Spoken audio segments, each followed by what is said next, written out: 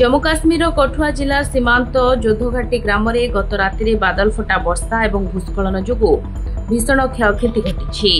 ए घटन 7 जनकर मृत्यु होता बेले अनेक लोक आहत होती। जोधघाटी में 5 जनकर मृत्यु होता बेले जांगलोटे भूस्खलन 2 जन प्राण हराई। अन्यपक्षे किश्तवाड़ जिलार चिसोटी ग्राम में गत गुरुवार घटी बादल फटा वर्षा और बन्या जो आसिथिबा विपर्ययर मुकाबिला अभियान त्वरान्वित होइछि। ए दुईटी घटना राज्य में प्रबल वर्षा और प्राकृतिक विपर्ययर भयावहता को प्रतिफलित करुछि।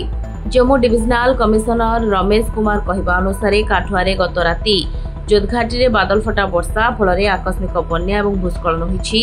यह जो 7 जनकर मृत्यु होइछि और समस्त शव उद्धार कर विपर्यय अनेक सड़क घर और सरकारी प्रतिष्ठान क्षतिग्रस्त होइछि।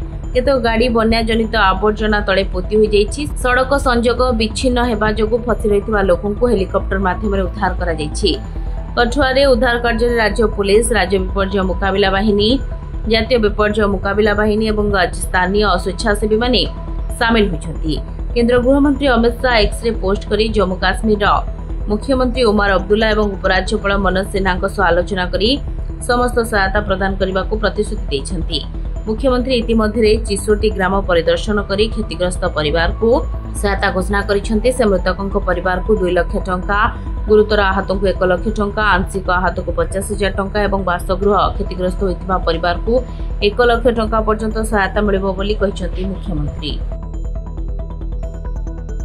Bureau report Dinalipi live.